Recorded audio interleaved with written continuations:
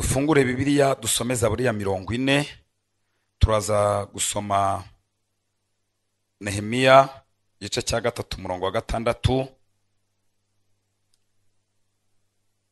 Turaza gusoma na Zaburi y'ijana na 43 umurongo wa 5 n'uwa 6. Hanyuma turaza gusoma Gutegeka kwa kabiri igice cya 8 guhera ku murongo wa 2. Nayo magambo tugiye kuganiraho. Turahera kuri Zaburi ya 40 umurongo wa 2 turageza ku murongo wa 6. Nimba twahageze reka dusome. Nategereje Uwiteka nihanganye, antegera ugutwi yumva gutaka kwanjye, kandi ankura mu rwobo rwo kurimbuka no mu byondo by'isayo, ashyira ibirenge byanjye ku rutare, akomeza intambwe zanjye. Kandi yashyize indirimbo nshya mu kanwa kanjye, niyo shimwe ry'Imana yacu. Benshi bazabireba batinye, biringira Uwiteka. Hahirwa uwiringira Uwiteka, kandi ntahindukirire abibone cyangwa abiyobagiza gukurikiza ibinyoma. 6. Uwiteka Mana yanjye, imirimo itangaza wakoze ni myinshi, kandi ibyo utekereza kutugirira nabyo ni byinshi. Ntihariho uwagereranywa nawe, nashaka kubyatura no kubirondora byaruta ubwinshi ibyo nshobora kubara. Amen. Nehemiya igice cya 3 umurongo n'uwa 6. Haravuga ngo, kandi irembo rya kera, nashakaga mwiri jambo, kandi irembo rya kera ryasanwe na Yoyada mwene Peseya na Mesharumu mwene Besodeya, batera ibikingi byaryo, bateraho n'inzugi zaryo n'ibyuma bizihindisha n'ibihindizo byaryo. Amen. Nashakaga iri jambo rivuga ngo, kandi irembo rya kera. Iryo niryo nashakaga muri uyu murongo. Reka tujye mu Gutegeka kwa kabiri igice cya 8, hanyuma ndaza gusoreza kuri ra murongo umwigisha maze iminsi avugaho, kuko ni nawo teme yiri yaya masengesho cyangwa se iki cyumweru. Gutegeka kwa kabiri 8:2. Kandi ujye wibuka urugendo rwose rwo mu butayu. Iyi mirongo yose tugiye gusoma ndashaka mwiri jambo rivuga ngo, kandi ujye wibuka. Uze gukurikira uraza kureba inshuro ririmo. Kandi ujye wibuka urugendo rwose rwo mu butayu Uwiteka Imana yawe yakuyoboyemo iyi myaka uko ari 40, kugira ngo igucishe bugufi, ikugerageze, imenye ibyo umutima wawe, yuko wakitondera amategeko yayo cyangwa utayitondera. 3. Nuko yagucishije bugufi, igukundira ko wicwa n'inzara, ikugaburira manu wari utazi n'abasogokuruza banyu batigeze kumenya, kugira ngo ikumenyeshe yuko umuntu adatungwa n'umutsima gusa, ahubwo yuko amagambo yose ava mu kanwa k'Uwiteka ari yamutunga. Imyenda yawe ntiyagusaziyeho, kandi ikirenge cyawe nticyabyimbaga muri iyo myaka uko ari 40. Emeza umutima wawe yuko Uwiteka Imana yawe iguhanisha ibihano nk'uko umuntu ahana umwana we. Ujye witondera amategeko y'Uwiteka Imana yawe, ugendere mu nzira ikuyoboyemo, uyubahe. 7. Kuko Uwiteka Imana yawe kujyana mu gihugu cyiza, kirimo imigezi n'amasoko n'ibidendezi birebire, bitembera bidudubiriza mu gikombe no ku misozi. 8. Igihugu cy'ingano na sayiri n'inzabibu n'imitini n'amakomamanga. Amakomamanga ni pome. N'igihugu cy'imyelayo n'ubuki. Ni igihugu uzariramo ibyo kurya ntibibure, ntuzagira icyo ukeneramo. Ni igihugu cy'amabuye n'ibyuma n'icy'imisozi wacukuramo imiringa. Uzarya uhage, uzashimira Uwiteka Imana yawe igihugu cyiza yaguhaye. Wirinde ntuzibagirwe Uwiteka Imana yawe ngo utitondere ibyo yategetse n'amategeko yayo n'amateka n'amategeko yayo ngutegeka uyu munsi. Numara kurya ugahaga, ukamara kubaka amazu meza ukayabamo, inka zawe n'imikumbi yawe n'ifeza zawe n'izahabu zawe n'ibyo ufite byose bikaba bigwiriye, uzirinde umutima wawe kwishira hejuru ngo wibagirwe Uwiteka Imana yawe yagukuye mu gihugu cy'Egiputa mu nzu y'uburetwa. Amen. Reka dusoreze muri ya Zaburi, nta kindi cyanditswe nongera gusoma. 5:6 Zaburi 143 5:6. Nibutse iminsi ya kera, nibwira ibyo wakoze byose, ntekereza umurimo w'intoki zawe. Nkuramburira amaboko, umutima wanjye ukugirira inyota, nk'igihugu kiruhijwe n'amapfa. Amen. Mufunge Bibiliya rero, tugiye kuganira. Yesu ashimwe cyane. Turaza gusoza kuganira dusenga Imana.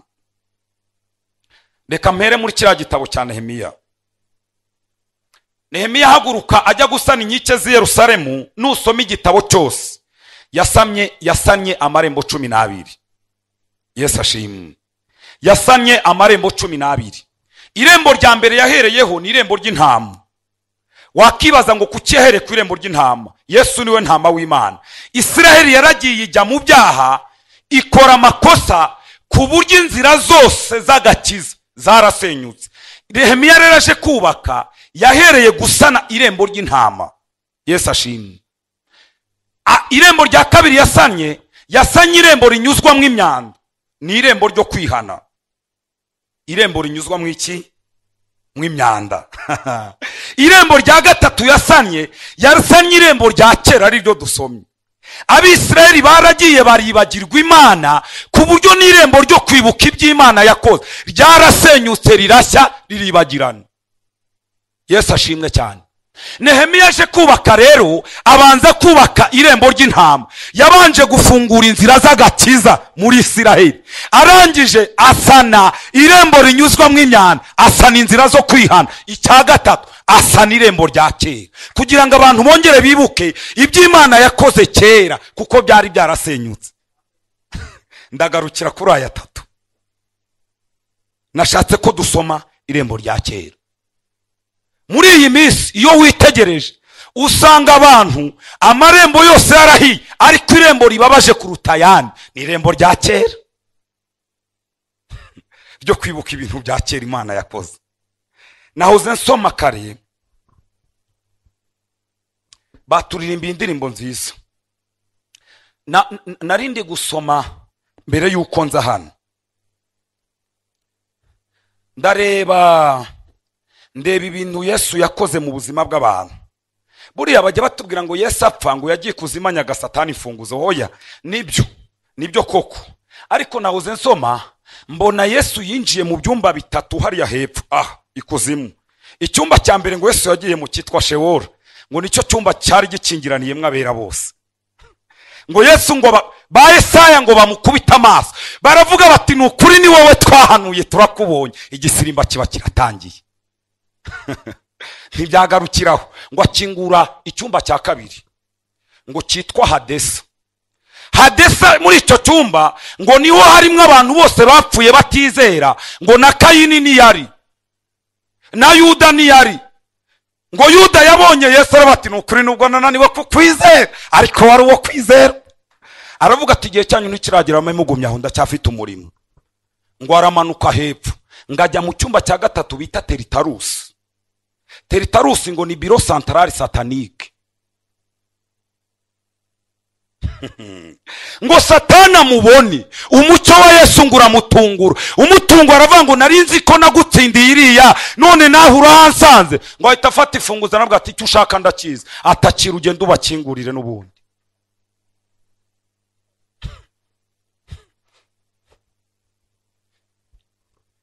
Kwibuka irembo rya ryari. Irembo rya kera. Yangane mwe kumazi gato.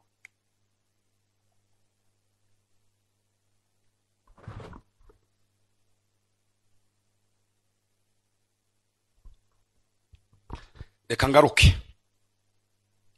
Dawidi wanditse aya magambo, ushobora gutekereza ko yari umuntu woroheje abyandika. Igihe yandikiye cyangwa se igihe yavugiye ntabwo yari umuntu woroshye muvandi, yari umuntu ukomeye, yari umwami.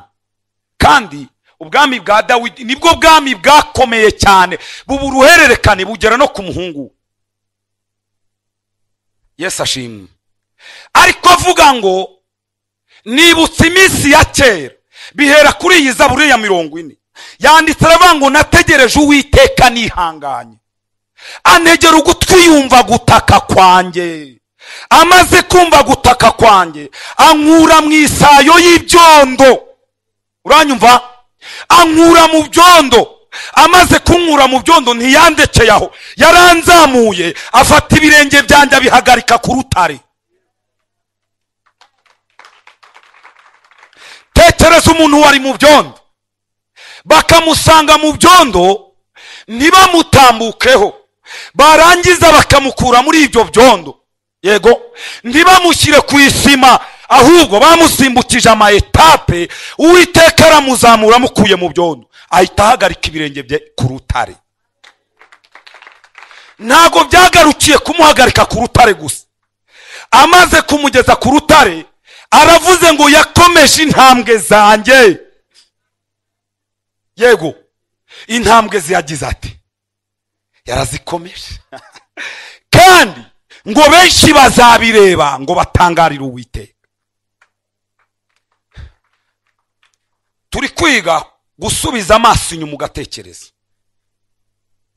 Abantu twese turi hano n'ukuri kose ndahamya neza ko twari mu isayo y'ibyondo. Twese twari mu isayo. Wa muririmbyi ntiyabiririmbye aravuga ngo nari mu isayo y'ibyaha, aramfata arasayura. Nari mu mwijima ukomeye, Yesu ankura amaramurikira. Dawidi avuga ibi ngibi nuko atekereza. Sinenda gusubiramo ibyo navuze ku cyumweru, ariko nimba ari ikintu gifite topic nyinshi wabwiriza umwaka wose, imyaka 3, imyaka 4 kugeza uvuye mu mubiri, ni ikintu cyitwa gushima, kuko ubuzima bwa buri wese bushingiye ku gushima.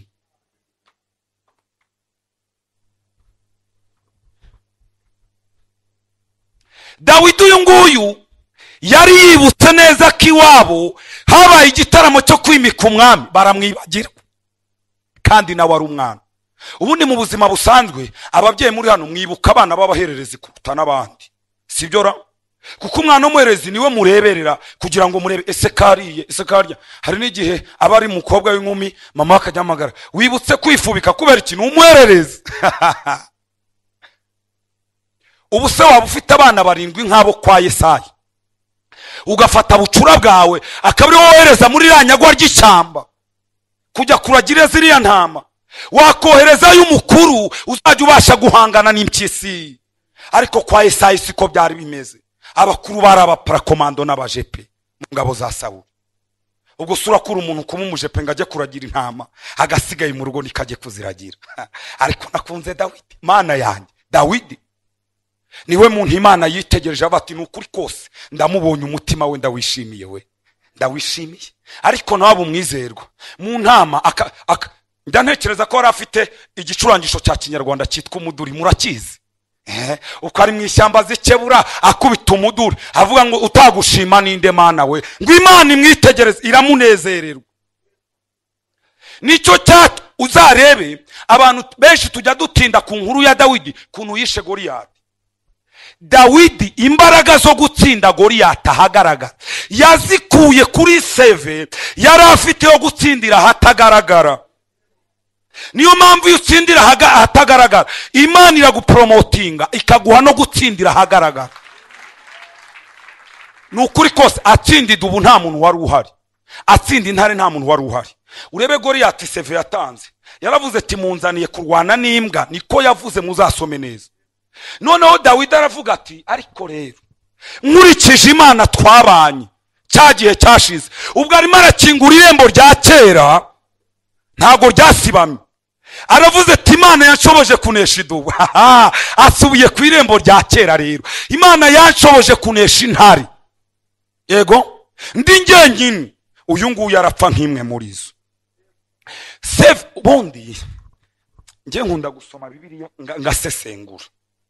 Yonatani uzasome neza yafashe imyenda ayiha Dawidi. Iriya ni sembore yo kumubwira ngo muri Isiraheli ubundi igikomangoma nicyo cyari buzaba umwami Isa amaze gupfa. Reka nkore sembore yo kuguha imyambaro y'ibwami kuko namaze kumenya ko ari wowe uzaba umwami. Ayikuramo arayimwambika, uzasome neza, ngamuha n'impeta, arangije ngamuha n'umukandara. Tayari ubwami bwari bwamaze gukora transfer. Kandi batabizi, we yabikoze agira ngo n'urukundo ruri kubimukoresha, ariko ijuru ryaramukoresheje akora igikorwa mbere y'igihe. Amuhereza ibwami, imyambaro y'ibwami. Umva handi ha kabiri, igihe Dawidi bamuzanaga kwa Sawuli, yego baraganiriye, Sawuli amaze ati mbwira seve yawe. Sawuli yabanje kumuha seve ya Goliyati kugira ngo yumve ko yahangana nawe. Dawidi yumvisha iyo seve yumva ntayo, aravuga ati reka nanjye nkubwire yanjye. Igihe nari ndi mu ishyamba nagiye intama za data, wajya kwandika seve ugahera mu ishyamba? Hoya ntimujya musaba akazi, bagusabye seve ngo uhereye ngo mu giturage ngo wahingaga intoryi. Muri banke ibyo bintu byo guhinga intoryi birakora iki?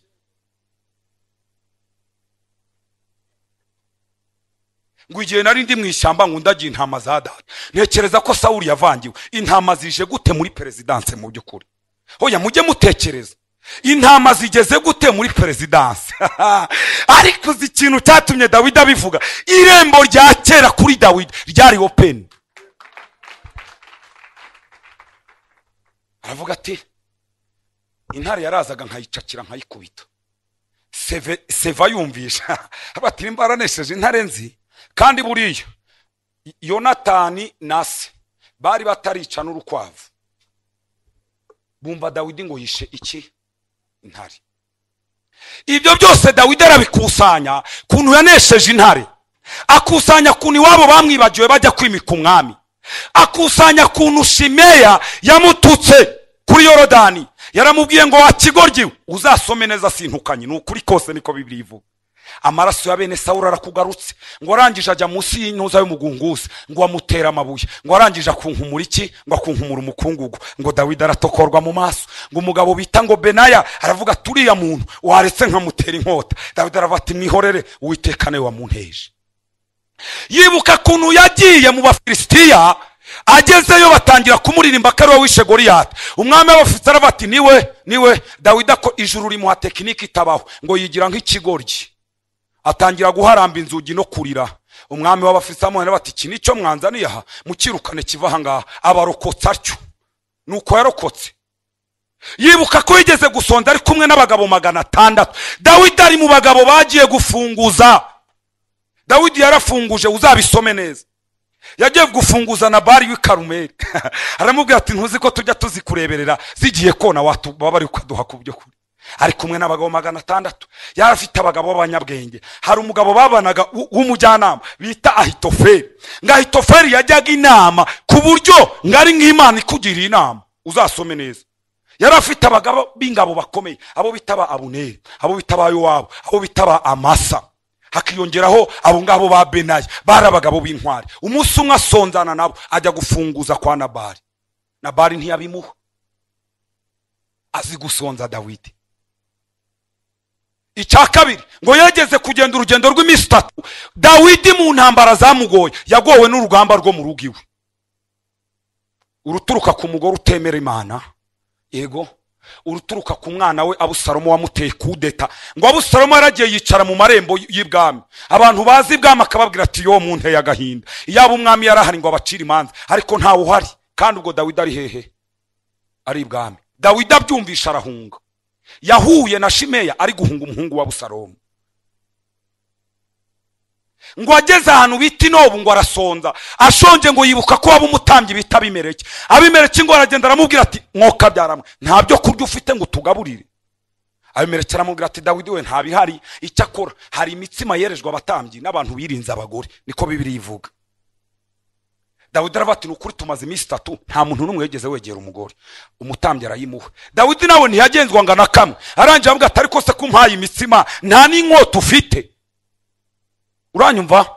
Umutambyi aramubwira ngo nta nkota ihari keretse imwe wicishije Goliyati yo irahari, iri inyuma y'urugi zingiye mu mwenda. Dawidi ngo abyumva byina igisirimba, aravuga ngo ntayirusha iyo ngiye gukomera, naba ari yuma.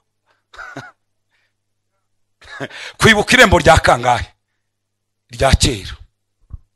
Imbaraga z'ibyashize ntabwo ari izo kuduherana, ahubwo ni izidutera imbaraga zo gukomeza. Nimba ari ikintu Imana yahoraga irwana nacyo, ni ikintu cyitwa kwibagirwa. Reka mbabwire, njye nkunda kwibera ahangaha mu gusenga pe. Hari igihe uhura n'umuntu mwasenganye nka 2014 na 2015 ibintu bimeze nabi, natike yo kugera mu rugo ikabura. Noneho mwahura akajya kubaza ngo ariko nkuzi, ngahibaza ngo ndabona nsa nkaho nkuzi, uranzi ahubwo n'ukuri kunyirengagiza. Nanjye iyo mbonye ushaka kunyirengagiza nkuvuga mu izina, nkanagusuhuza cyane kugira ngo nongere nkwibutse kutanyibagiwe, ahubwo n'ukuri kunyirengagiza. Irembo rya kera abavandi, amarembo ya kera, irembo rya kera ryarasenyutse. Reka nihute nkoreshe umwanya wanjye neza.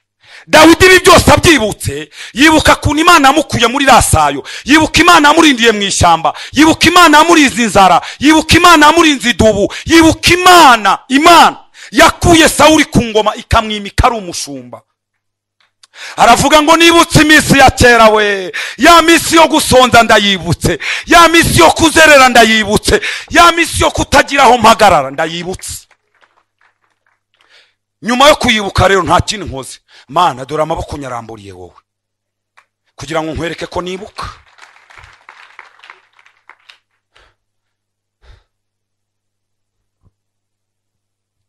Ku cyumweru nabivuzeho, ariko sibyo nenda kuvuga. Ariko nagira ngo bari bazi ko bagira ngo umwaka umwuka ni igitangaza. Ntago bari bambwiye ko ariyo teme bafite. Njyewe nateguranye n'umwuka gusa, arambwira ngo genda wibutsa abantu gushima. Nibagiye kubabwira topic nashakaga ko tuganira, dore ngiriyo. Iyi Imana ikoze igitangaza ntidushime, yo iratangara. Iyi Imana ikoze igitangaza ntidushime, irahindukira igatangara. Ikavuga atari ko se uriya musore ntazi ko ari njye umusabiye, ntazi ko ari njye umukwereye, ntazi ko ari njye umwubakiye, none impamvu abifashe nk'ibintu bisanzwe n'ukubera iki? Iyi Imana ikoze igitangaza ntidushime, Imana irahindukira igatangara yicaye mu ijuru. Ikavuga ati ntangajwe n'aba bagabo, aba badamu rwose barana, ijuru rigatangara. Kandi gushima ni ukwibuka ukavuga atari ko ubu buzima ndimo nibwo nahozemo, ese ukundi niko nari meze, ese nta wabigizemo uruhari? Hari uwabigizemo uruhari. Ese wabigizemo uruhari tumwitura iki? Imana ntidusaba byinshi, idusaba umutima wa reconnaissance gusa. Ukicara ukarekonesa ukavuga ngo Mana kuba meze uku nguku niyo. Kuba warize ukarangiza, ibuka urugendo wagendanye nayo rw'amashuri.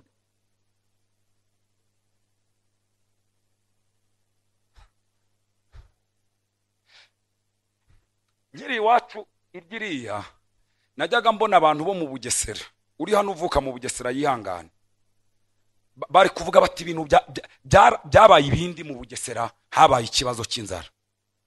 Sibyo? Simubizi mwese? Harya inzara yabaye mu Rwanda yitwa Ruzagayura yabaye ryari? Nimba muza amateka. 1910 na kangahe? Mirongo iyo ngo yari inzara iteye ubwo yari inzara iteye ubwo iyo nzara. Yego. Buriya ikintu cyose Imana ikoze mu buzima bwawe cyangwa bwanjye ntabwo ugikoze parasida. Iki Imana ibitegereje nyuma yo kugikora ni ukugaruka kwawe, ukavuga ngo wakoze ndabibona, none ikingaruye ni ukukwereka ko ibyo wakoze nabibonye kandi mbizirikana. Ntabwo Imana ikeneye amafaranga yawe papa, ikeneye gusa umutima ushima. Umutima iyo washimye ugutera kuzana. Imana yabwiye Abayisiraheli mu gutegeka kwa kabiri irababwira ngo ntimugapfuke umunwa w'inkihonyora, na Paulo yabisubiyemo mu Bakorinto. Uzi iryo jambo icyo rivuga? Muri Isirayeli bajyaga bahinga ingano, bamara guhinga ingano mu gihe cyo kuzisekura bakazana ibimasa ngo bizihure. Noneho bya bimasa bije guhura ingano bakabipfuka umunwa. Uranyumva? Ibimasa bigakandagira ingano bikazihura ariko bitabasha gukoraho kuko iminwa irafunze. Imana iravuga ati ariko kuki mushaka umusaruro mu bimasa byo bitariyeho, mujye mureka gupfuka umunwa wabyo, nabyo biryeho ntibizazimara. Uziyo dora tubwira ngo Mana kora, Mana we, Mana kora, Mana kora. Imana irakora ariko igategereza kwizarya ku mashimwe y'ibyo yakoze igaheba. Ntugapfuka umunwa w'inkigira gute? Ihonyora. Yesu ashimwe. Umuntu umwe arambwiye mu mbabare nkavuge ngo Yesu aramutsaje agasanga abagore hari abategerereza kubyara ngo bose bajya mu ijuru, ngo kuko arihana akihana n'ibyo muri primaire no muri secondaire. Kuko ababati Imana we kiraje cyakubita ati kiraje we, akabati Imana mbabarira, akavuga ati Imana mbabarira mbabarira mbabarira mbabarira. Mana ntaba nutazi gusenga arasenga, ariko reka umwana mugezaho amukikire amuheke, asigara avuga ariko ubundi abantu bajya mu materaniro n'abadafite impinja. Ntago abaza mu materaniro ari abadafite impinja, abaza mu materaniro ni abazirikana icyo Imana yakoze.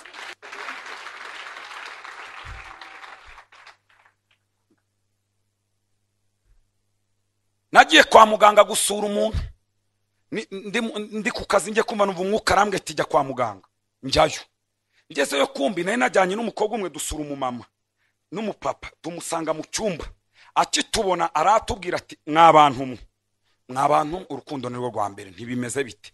Ati ntimureme uyu mudamu uryamye ahangaha atahamaze imyaka 2, umwana yabyaye ari mu rugo afite imyaka ingahe? Akimugeza hasi yahise ajya muri koma. Ati tumaze imyaka ingahe? 2 hano. Arambwira ati imbaraga zinyicaja ni ijambo namubwiye ngo ndagukunda. Rya jambo bajya bavangwa I love you byarindi. I love you ni inyicaja. Iyaba ntarabimubwiye ni ukuri kose imba naramutaye imyaka 2 yose. Ingahe? Iyo myaka 2 ishize uwawe akambakamba ibuka irembo rya kera.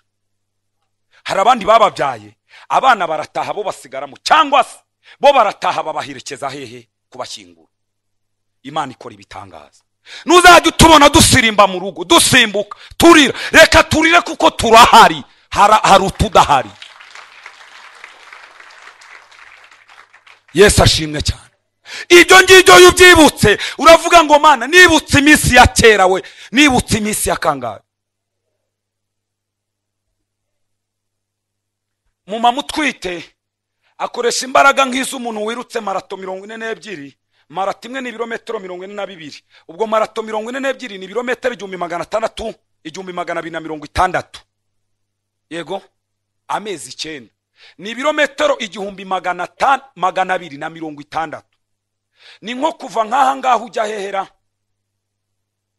ujya nka Nairobi, Dar es Salaam n'amaguru. Aho hantu hose Imana ikagira gute? Ikagendana nawe, ikagendana nawe. Kandi Satani nawe bari hafi aho ngaho kugira ngo azimye iryo tara, abari hafi aho ngaho. Hari ibintu nka 4 Satani arwanya. Icyambere, Satani arwanya ubukwe, kuko y'ubukwe bubayeho haba umuryango uretse ubu ngubu babivanze, ariko abadepite bari kubyigaho 5 itarashira ntibizakunda. Mwarabimenye? Arwanya ubukwe kuko ubukwe ni rwo rugo. Iyo abonye ubukwe bubusimbutse, ubukwe busimbutse ngo burabaye, ategera mu rugo. Iyo ategeye mu rugo akabona impamvu abashaka gutegera mu rugo, nuko umuryango muzima niryo torero rizima. Kandi na Bibiliya iravuga ngo utabanye neza n'uwo mu rugo rwo ijuru wapi? Ijuru suzarikura he? Ubukwe urugo. Iyo urugo rumunaniye rero akabona umugore n'umugabo haracyari mu rukundo, aravuga ngo mbategeye ahantu hamwe, uriya mugore ndabiza azabyara, giye kumutegera kuri iriya. Niyo mpamvu mu byifuzo mugomba kugira abadamu batwite mubagira ibyo abambere. ntukazajya ujya gusenga utamusengeye. Nishaka iba ari y'umunsi umwe. Satani arayihiga. Satani agira ati, iyo abonye rero usimbutse ukava kwa muganga umukikiye, agenda avuga atarancitse we, ariko kariya kana nzagahiga. Yego, iyo ahize bariya bana rero biba bisaba kubabera amaso. Niyo mpamvu navuze ngo sinjye kwigisha amasengesho, ariko naravuze ngo muri rugo hagomba kubamo igicaniro cy'amasengesho n'umutambyi muri urwo rugo. Umutambyi w'urugo ni umutware w'urugo. Birumvikana? Okay. Igicaniro cy'amasengesho kigahoraho, kandi buriya ahari igicaniro haba n'ibitambo. Nta gicaniro kitagira iki kibibaho. Wanasifiwe. Ndongera kubasubiza iri inyuma. Ndongera kubasubiza kuko abantu benshi barahibagiwe. Twese iyo tugeze mu rugo iyo tugeze mu mujyi tuba bagasirimu. Tumenya kujyanisha ibintu hasi no hejuru, iburyo n'ibumoso, isakoshi n'umukandara, makeup n'umusatsi, amaherena n'inzara, tukamenya kubijyanisha. Ibyo bintu rero iyo tugeze mu mujyi twibagirwa ko twahoze mu giturage turya n'ibijumba bidahasi.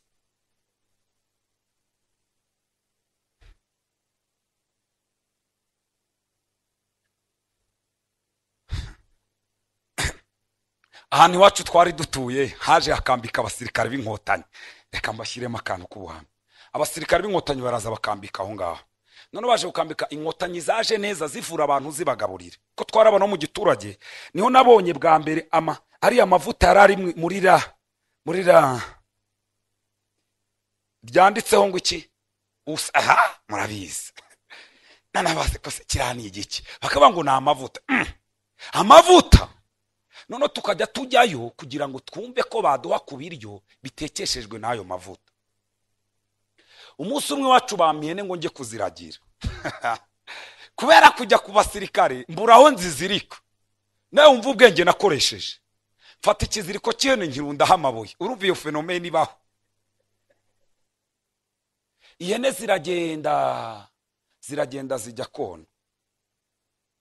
None nanjye niberehe ku basirikare. Ubwo uzi icyo ncunze ko bari buduhe ku biryo bitekeshejwe amavuta y'iki ya usa. Nayacungaga gutyo subwi iwacu yari ahari. Nta yari ahari. Umwana umwe yegeze abwira mugenzi we ati twaraburaye. Umwana amaze ati subwo mwaraburaye ntimwapfa, nyumvira. Kandi ubwo ari kubimubwira araho. None se yarapfuye akaba ari aho ngaho. Ngo ubwo se ngo mwaraburaye ngo basi ngo mubura ngo n'amata yo muri firigo. Aho baburara se hari firigo bayigurisha. Arongera ati subwo mwaraburaye mubura n'umucaro utagira isosi. We ntabyumva nyine.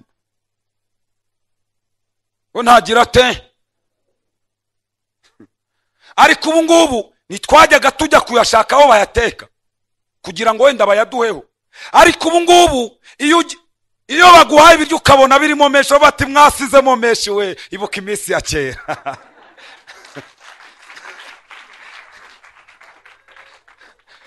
Basizemwe amaki menshi.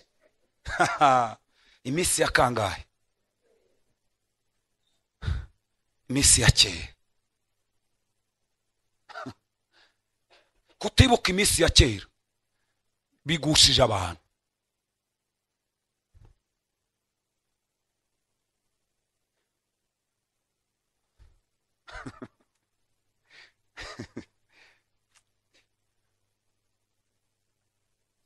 Muribuka bodaboda zikiza?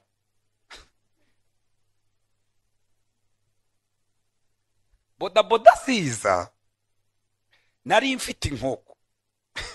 Iyi inkoko imwe. Kandi inkoko ya Kinyarwanda itera igi rimwe ku munsi. Yego. Noneho ndavuga ni ningurisha inkoko kugira ngo ngure bodaboda nzaba mpombye. Ubundi uwo mushinga ntubaho. Abantu bize ekonomi, entre igomba kuba nyinshi kurusha sorute. Siko bimera. None se kandi nufata igishoro ugatangira kugikoramo ibindi urahomba, uraba wafeirinze. Ubundi byindi ubikora mu nyungu. Ndavuga se ndagurisha inkoko ngure bodaboda. None se indi nzayikura ko bodaboda nzaba nzambaye. ndategereza ngo inkoko izatere. Bodaboda zaguraga nka 2,800. ibaza igihe inkoko izaterera amagi 28, kandi nturi buyajyane yose kuko ikeneye kurarira. Kandi inkoko irenza 28 ari ya kinyarwanda aba ari inkoko ikomeye. Ubwo bizagenda ute? Bizagenda bite? Nkajya nyisengera ntazi gusenga Imana inkoko itere mbone bodaboda. Umunsi yayujuje amagi bitanyafata, abana reka njye mu isoko kugura iki. Noneho umva ikibazo, igi mu giturage rigura 25 cyangwa 30. Ayo magi azagera ku 2,800. Ayo magi nangaye aba abizi imibare. Ariko ubu ngubu usigaye winjira mu nzu ukabona inkweto izo kuwa mbere, izo kuwa kabiri, izo kuwa gatatu, izo kuwa kane weekend yatangiye, izo kuwa gatanu muri siporo, izo ku cyumweru n'izo kuwa gatandatu. Ukamenya ngo aya ni amatraining ndamenya inkweto nshyiraho. Ariko yuri muri ico gihe cya kera bodaboda uzishyira ku itisi, ukazishyira kuri training, ukazishyira ku ikabutura, ntabyo gucangura. Hoya uvangura kubera ko ufite nyinshi. Kose murabyibagiwe. Twagiye ahantu baduha ibishyimbo n'imyumbati, uburisho bwabyo ari ibijumba.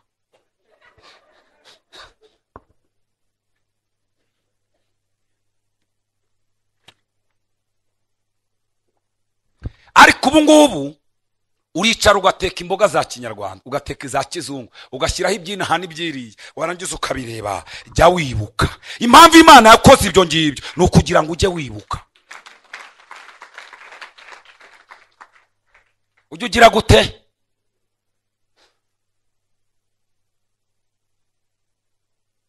Boniface yababwiye kuntu yaje i Kigali yikoreye impu. Hariya yavuze yaguze impu ni muri quartier y'iwacu. Narabyumvishe nubwo ntarindi hano, ariko ndaseka kuko uriya ni umuvandimwe. Hari yaguze impu ni muri quartier y'iwacu. Yaza kumbaza nari kumugezaho nkamwereka hari nziza, wumvishe ko bamuhaye zitari nziza. Uzi impamvu Imana ikora biriya, kandi Imana ikaduteramo kutabyibagirwa. Nukugira ngo nuzageraho utagicuruza impu, wicaye mu ndege ujye i Dubai, ujye wibuka ko watangiriye kuki.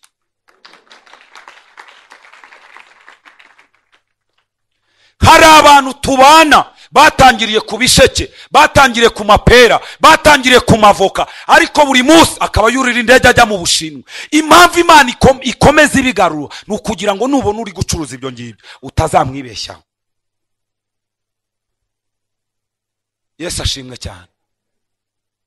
Hari quartier uturamo kugira ngo uzigeremo ukajya ugenda wakoze imibare, uvuga atatagira umuntu mbona ko ari hano ntaho. Ariko Imana ikagukuraho ikakujyana muri za quartier z'icyitegererezo. Hahandi ugera ku muryango ukavuza ihoni, abana ati dadaraje, dad dad dad ati dadi yaje. Noneho mami nakabwira abana ati muzanire dadi kamambire. Yesu yakoze ibintu bikomeye, ariko n'uyu mwanya Yesu arimo ararekarama amashimwe yacu ko mutagaruka ngo mubyibuke. Kasose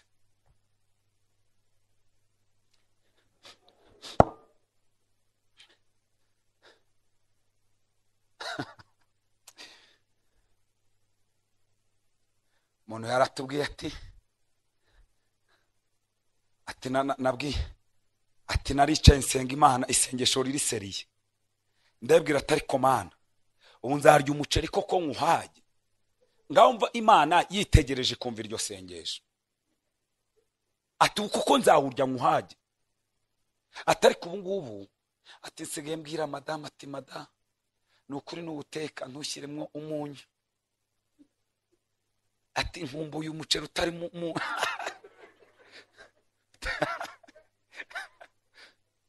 utarimo umunyu.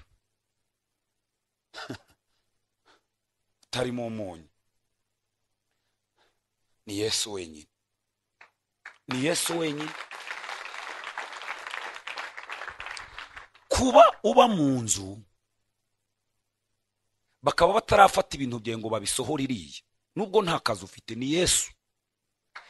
Nababwiye amakuru, abo tubana hano nibona yabwiye. Nigeze kuba turyamye nijoro nka 5 tugiye twumva nyine inzara dukomangiye, turabyuka twese turasohoka tujya hanze, tugiye kubona mbona afite imishandiko y'ibitabo gutya n'inzandiko zanditse.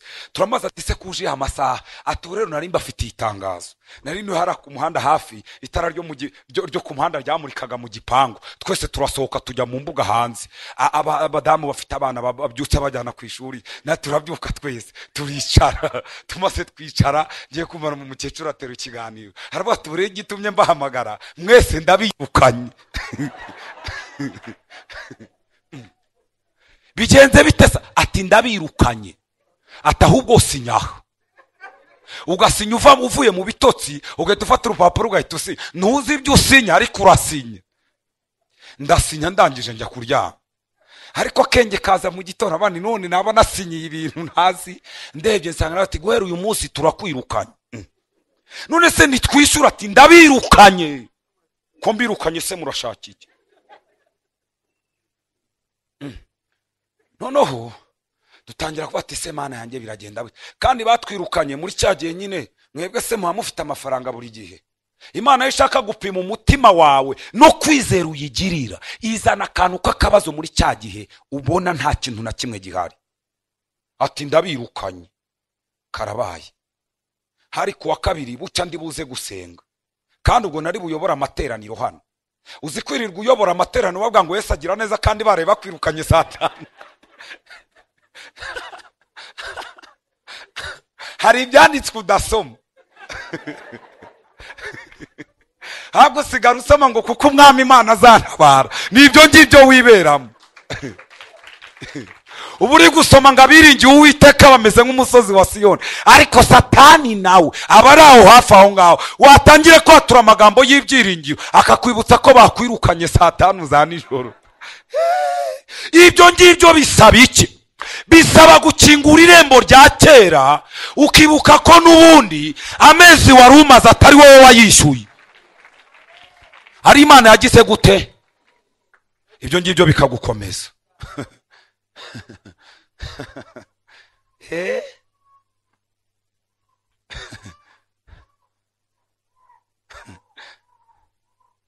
Ubwo se wasirimba. Hari ibisirimba utabyina. None abantu bakajya babona abandi bari gusirimba bumeze gutya, kandi uri kwibuka uyibwira ati Mana we, uzi ko banyirukanye, ariko na cyagiye bakwirukanye irabizi. Ikeneye kugomeza kwigirira iki? Uzi ikintu ibishaka kuvuga ngo Mana, so wishyuye y'amezi yose ashize se, ubu suko nguko kwakunanira, ubu se mukecuru agiye kuza utamureba. Nibyo ngibyo bishaka. Nibyo ngibyo bishaka.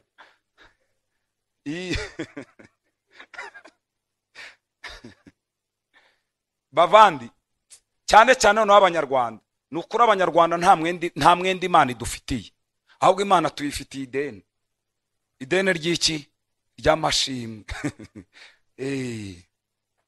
Mamada, amadeni arahari. Amadeni arahari. Ari ukuntu njya mpagarara hariya kuri alimentation, nkabona abantu bari kugura imigati, ngo mumpe ngo utari uw'isukari. Urashaka uw'iki se mama? Ati ndashaka uw'umunyu. Uw'umunyu? Ati mumpe utari uw'isukari. Kubera iki? Kubera icyo isukari? Kubera ko hari icyo Imana yakoze. Ntushaka kongera isukari mu yindi, urashaka umunyu. Ariko hari igisukari wari uyikeneye, ukajya uyishakira mu bisheke, ukayishakira mu misigati, ukayishakira. Ariko nguze wango ngo mumpe ngo umunyu, ngo kandi nguri hose sezame rekeraho. Yesu yakoze ibitanga.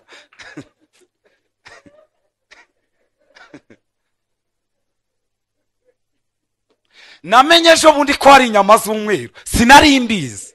Nari nzi ko inyama zose zitukura buryo, ariko ngo hari n'iz'umweru. Abantu ntibagikunda iz'umutuku, basigaye bakunda iz'umweru. Izi impamvu Uwiteka yakuye abantu mu isayo abahagarika ku rutare.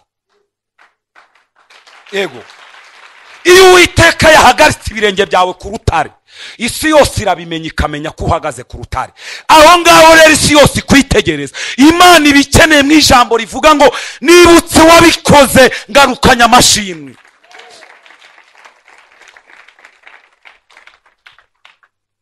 Ngarukanye iki?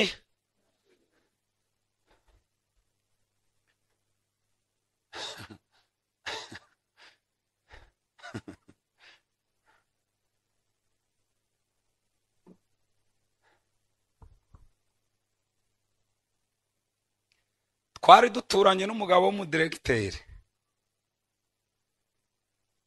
niwe wagiraga inzu y'isima.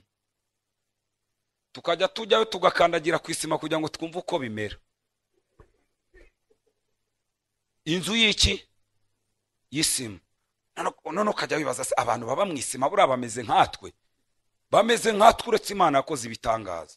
Ariko ngo usigaye ujya gushaka inzu yo komoka bati itari nk'amakaro sinyijyamo. Amakaro ngo na dushe na tuwarete. Uwo mugabo yari afite televiziyo ariko nayo imeze nk'ikibiriti, ku buryo wajyaga kuyirebamo ntumenye ngo nimba umuntu ari umuntu cyangwa ari iki, kuko yagaragazaga umukara. Noneho kandi ubwo nta muriro wahabaga. Umuriro se ntuje mu cyaro muri no misi, agacana generator se ubwo yo urumva iri bumara igihe. Noneho tukajyayo kugira ngo nibura turunguruke turebe televiziyo, tugataha nijoro mu gicuku nka saa 5 saa 4. Noneho ubu ngubu usigaye wicara imbere ya televiziyo wawe ifite kuse 50 cyangwa 55 cyangwa 75, ukagereka akaguru ku kandi ukananirwa kuza mu materaniro kubera ngo saa 6 ngo z'amanywa ngo niho hari buceho stimedi.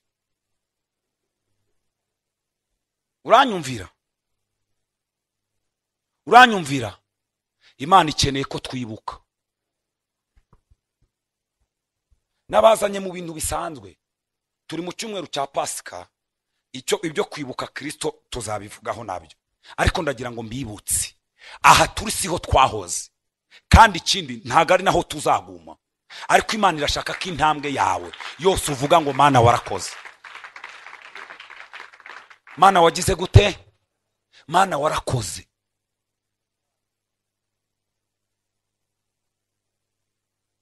Ababyeyi muri hano, abo muri icyo gihe, ninde wababyaje babyeyi? Uretse ibingibi ubyarira kwa muganga, utabyariye kwa muganga uyu munsi baraguhana. Ariko kiriya gihe wabyaraga uvuye mu murima, umubyeyi akamanuka mu kabande afite ihene mu maboko mu kuboko kumwe n'utundi twana tubiri inyuma, akajya mu kabande gutera imigozi. Kandi ubwo indigereye yavayo ageze ari kuzamuka ku mukingo, indi kabira mufasha, nta ambulance ntaki, babatwaraga mu ngobyi, baba bamusize mu ngobyi bamujyane kwa muganga, akababyariye ahantu. Nta muntu n'umwe uri bumutandukanye n'umwana, nta muganga uhari, uretse abakecuru ba kera bari bazi uburyo babikora, ukabona ufite umwana muzima. Twese siko twagiye tuvuka.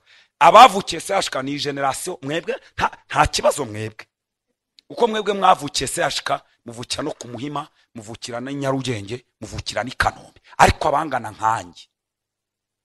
nkanjye twese ababyeyi batubyaye bahinguye, bikoreye ibitebo by'ibijumba n'ihene bagenda bazikurura, kandi ntawo kubahemba uhari. Ariko turakura, Imana iragenda iraduproteja, turagenda tugira gute, turakura. Ubu ngubu usigaye ari umuntu uri presentable imbere y'abantu. Subiza amaso inyuma. Yesu ashimwe cyane.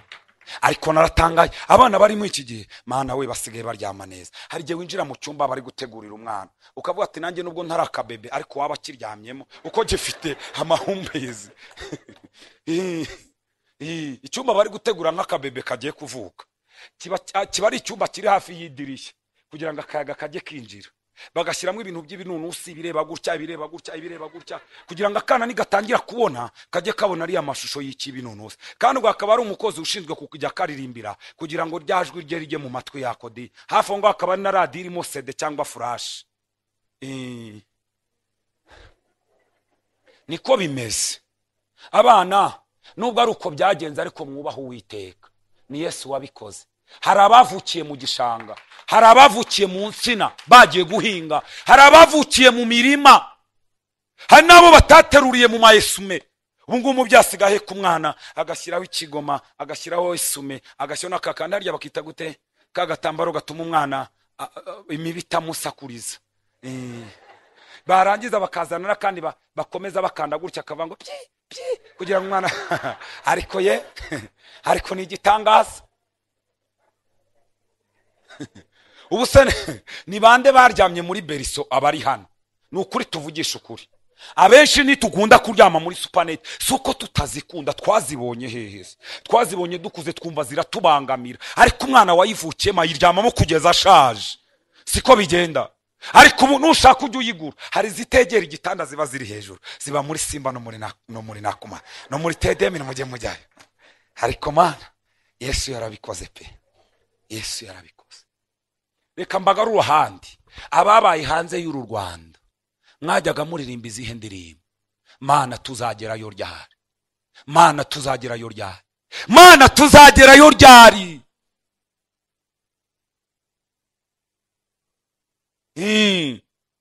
Ariko Imana iratuzana iduhaye igihugu, turicaye turubatse turatekanye. Aho ngaho niho ikeneye. Iyo umuntu amaze gutekana niho Imana ibimukeneye rero. Kuko Imana ntiyagukoresha ukiri hafi yahuva, igukoresha ugeze kure yahuva. Ikakureka ikagira ngo ubanze urebe. Mama igihe winjiye muri garderobe namenye ko ari ibikwembe bigura 300, nabyo mbimenye ejo bundi ngo ibyitwa bya superi. Yego nubona ufite superi zitenganyije mama muri garderobe, ujya wibuka ko ari igihe twamesaga bucya twambara. Yego ujya wibuka ko ari igihe twamesaga bucya twambara. Aho ngaho se abipasi nta pasi haba, nukurambuza umuyaga. Icyo gihe urambuza umuyaga ubyuka kare, ntabwo ubyukira rimwe n'abafite ipasi. Nubyuka umuyaga wagiye siraramburwa n'iki, uribyura saa 11 ukayirambura ku mugozi, kakaga ka saa 11 kakuramo umukundu kakayihagarika neza.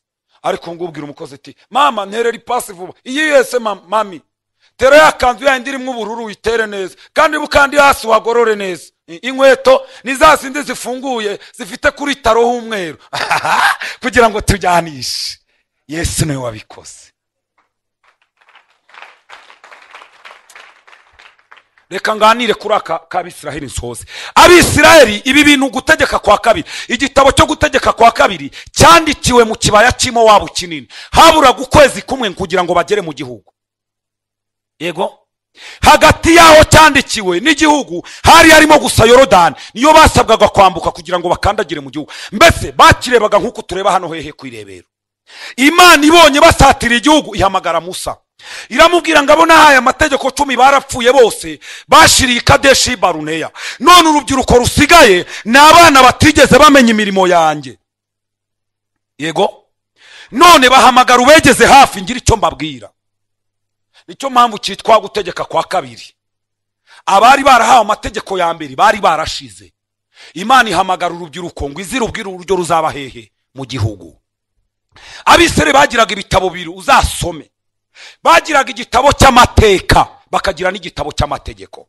Iki gitabo cy'amateka cyabaga mwiki, iyo Imana yakoraga ikintu muri Isirayeli yarababwiraga ngo nimwandike. Bagendaga bari kumwe nabo bitabanditse.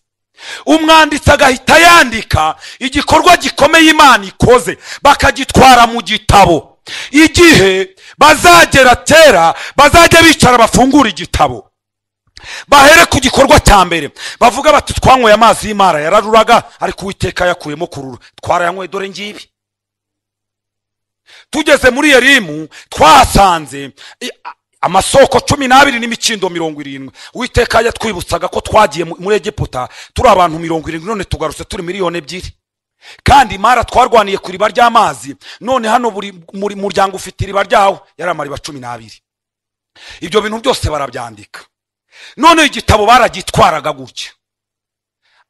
Bakristo mu bintu byose ugomba kugira igitabo cy'amateka y'Imana yakoze. icyo gitabo nicyo uhora urebamo ukibuka imirimo y'Imana, bikaguha imbaraga yuko n'igihe ugeze mu kigeragezo Imana yakoze biriya byanditse mu gitabo n'ibikuri imbere Imana izagira gute. Icyo gitabo baragitwara. Imana ibona ko igitabo kidahagije kugira ngo ubyumve neza. Bambuka Yorodani yaravuze ngo nimutore amabuye 12 hehe muri Yorodani muyashinge hakurya, abana banyu bazajya bababaza ngo byagenze bite, mujye mubabwira ngo mwambutse Yorodani n'amaguru. Igitabo cy'amateka. Bakagira n'igitabo cy'amategeko kirimo ukuntu Imana yagendanye nabo n'uburyo Imana ibayoboye. Ibyo bitabo barabigiraga. Yego ihamagara urubyiruko rero rwicaza. Mose arababwira ati dore ukuntu Imana yagendanye n'Abisiraheli. Bahagurukira Musesi baragenda bakora indaro 42. Indaro ya nyuma niho yababwiriye imgibi mu kibaki mu wabo kinini bareba Yorodani. Mwariye mani ivuye mu ijuru, mwanyweye amazi yo mu rutare, mwanesheje Abanaki, Abamidiyani mwarabatsinze, Uwiteka arabikoze. Mwatsinze abami 5 bo hakurya Yorodani, abo bita ba Sihoni na ba Ogi, bose mwarabanesheje. None rero mwumva icyo mbabwira, nabarindiye mu butayu, inkweto zanyu ntizagize gute, ibirenge byanyu ntibyabyimbye, kandi ngo bwari ubutayu bugwengeye, hari inzoka z'ubusabwe ntizabariye. Mwambaye imyenda ntiyashaje kandi nta soko ryari rihari. Ibyo mwarabibonye.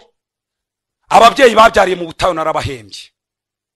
None mugiye kujya mu gihugu, ni igihugu cy'amata n'iki n'ubuki. Ndabasabye, mwarashonje ndabizi, mwambaye ubusa ndabizi, mwabayeho muzerera nta mazu ndabizi, ariko igihugu mugiye kujyamo none ndabizi neza ko muzarya mugahaga. Ndabizi ko muzanywa icyayi, mukanywa igikoma, mukanywa zaji, mukanywa imizabibu. Ndabizi neza ko muzashira inyota. Mwabayeho muzerera, mugiye kubaka amazu y'amagorofa ku buryo umuntu azajya ahagarara kuri bareko akareba bari guca mu muhanda. Mugiye kuyubaka. Abana banyu ntibegeze biga ariko bagiye kujya mu mashuri. Ntago mwigeze mushaka ariko abasore banyu bagiye gushaka, n'abakobwa banyu bagiye gushakwa. Ariko umva icyo mbasabye, attention, ibyo nibimara kubabaho ntimuzigere mwibagirwa ko ari njye wabakuye muri Egiputa. Abana ba ntimuzigere mwibagirwa. Nubona uryamye ahantu heza uzibuke ko wazereraga mu butayu. Nubona Imana igukuye mu bukode uzibuke ko hari aho wajyaga gushaka inzu bakakubaza ngo ufite abana bangahe, basanga ufite abarenze 2 bakakubwira ngo ntayihari kandi ihari. Ugiye kubaka, ugiye kurya, ariko icyo mbasabye ntimuzibagirwe Uwiteka.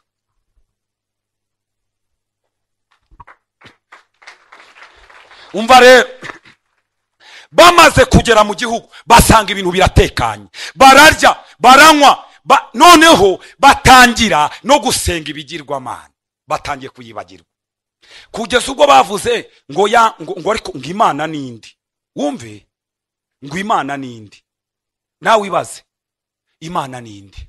Noneho ya mizabi Imana ari yababwiye bazajya banywa, ngo baragenda benga inzagwa, bega za muriture, ngo benga za kanyanga, baranywa barasinda, bibagirwa Uwiteka habe namba. Bajya mu busambanyi, bajya mu businzi, basenga ibigirwamana. Imana ibonye ko bayibagiwe irababwira ngo ngiye guhagurutsa umugaragu wanjye Nebukadinezari, azaza abatwareho iminyago i Babuloni.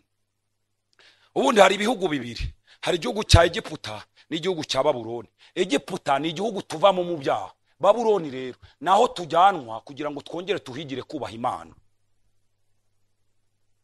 Ejo bundi hari umugabo twaze tuganira, umugabo ngo yarasengaga aba mu cyumba cy'amasengesho asenga cyane, ari umukristo wemewe no mu itorero, ariko ngo arangije Imana imushyiramo imiyaga, ibintu biratungana, abona amazi ariyongereye, ubucuruzi buriyongereye, arangije ananirwa gusenga, arangije acyura undi mugore wa 2 agerekaho n'uwa 3. Imana ibonyera bati ninjye ukoshye, byose ihita bihanagura. Ubu ngubu yarongeye aba umukristo mwiza. Nimba uri muri iyo etape, garuka Imana itaraguhombya, kuko iki keneye n'ubuzima bwawe kuruta ubutunzi bwawe. Ni ibiki 3 bituma abantu wibagirwa. Pastor nibyo ngiye gusorezaho. Ikintu cya ibintu 3 bituma abantu wibagirwa. Icyambere ni ukumva ko ubuzima barimo cyangwa uko babayeho hari uruhare babigizemo. Umuntu akajya avuga ati rega iyi modoka ntwara ni ukubera ko nakoze cyane. Nshuti yanjye ntabwo ari ugukora cyane, hari n'abandi bakoze kukurusha ariko batameze uko nguko. umuntu akabona yiga mu ishuri ryiza ni ukubera ko afite ubwenge. Nta bwenge ufite, ubwenge Imana niyo ibutanga. Ukabona urugo rwawe urarwubatse rurakomeye, yego rurakomeye, ibyasenyiza abandi ni wawe byarahanyuze, ariko Uwiteka aratangatanga ajya bwa Satani ati cari hano ni ku mugaragu wanjye. Niyo mpamvu urwawe rukigize gute? Rugihagaze. Ikintu gituma abantu bibagirwa ni ukumva kuko bariho hari uruhare babigizemo. Nta ruhare wabigizemo, ntarwo ruhese. Twese se nitubyuka tujya gushakisha, ubuso ushakishiriza abandi badashakishiriza, ko wungukiyeho abandi bahombeye se ni Uwiteka woherejemo abantu. Kajya ati uriya muryango wa 208 uri muri shike hejuru muri etage ya 2 ntimukaharenge. Ukajyona abantu baraza nk'abahunga amavubi, ni Uwiteka uri kubohereza. Ntabwo ari kugira ibihambaye, ni Uwiteka. Nubona unambara ipantaro ukayitebeza ukabona iragufasha, ujye ushima Imana. Hari amafoto batugarurira ubu ngubu yo muri 2029 twese tugatangara, muyagumane ntimuyohereze, ko kumva ko uko bameze aruhari babigizemo. Icya kabiri nukurangazwa n'imigisha yibifatika bituma abantu bibagirwa. Umuntu akabona aricaye aratuje, ibintu birimo biragenda. Hari urwego umuntu ageraho akumva ibintu atari ugikora, ibintu bikikoresha. Bakajya baza kuverisa atiri wahamagara, yajya kureba kuri konti akabona telefone zirasona igitondo n'umugoroba bamubwira ngo mobile money message zayo have received, azifata buri kanya. Noneho akageraho akavuga ati bundi se hajye hibuka abadafite icyo bakora, ntago hibuka ababuze icyo bakora. Dawidi wibukaga ntumurusha ubutunzi, ni umutima gusa ubikora. Icya gatatu aricyo nsorezaho, guhaga ibisubizo.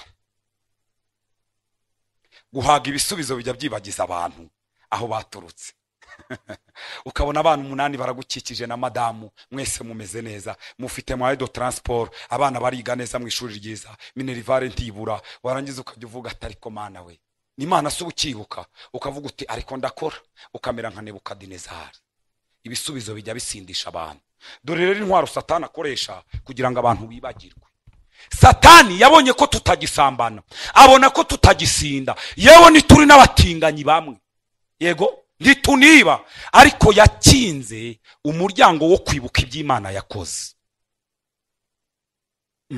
Wajya guhaguruka ngo ushime, ukajya ubatari ko sungu bari abantu ntibambona ko nanjye nanyuze mu buzima buciriritse, kandi naho ngeze ubu ntibanseka. Hoye ibyo ngibyo Imana yakoze yabikore kugira ngo bizakomeze abandi. Yesu ashimwe. Ndasoje. Kutibuka Imana yagukuye uri umwanzi w'iterambere ryawe, kuko kwibuka Imana yagukuye ni avantage yo kongera kugera ku bindi bikomeye iriye. Uri umwanzi w'iterambere ryawe nimba udahagarara ugire gute ushime. Reka rero twangaye amashimwe avuga ngo twagiye ahantu Imana idukorera ibintu, tuwasanga abantu, tuvuga ibintu, oya iryo ntago ari ishimwe. Vuga ngo narashonje ariko baho bigeze, Imana yampaye ibiryo, ntago tuza kugusaba, ahubwo ijuru rirahabwa icyubahiro. Muhaguruke dusenge.